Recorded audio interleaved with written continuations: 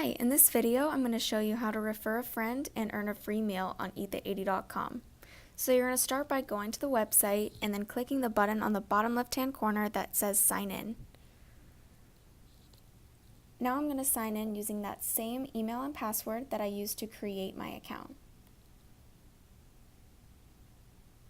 Alright, awesome. Now that I'm on my user portal, I'm going to scroll down and see my referral code, and my referral code is going to be this combination of letters and numbers right here, and it's actually going to include that REF and dash.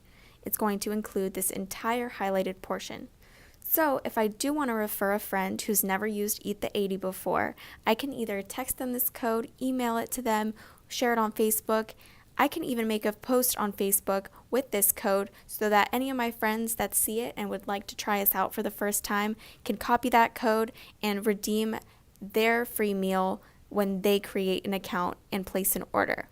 So after they place an order, I'm going to come back to my user portal and actually see that this 0 free meals is going to have turned to 1 free meal. And what that means is that on my next order, I'm going to get $15 off because that's the value of a free meal. And my friend is going to get that as well.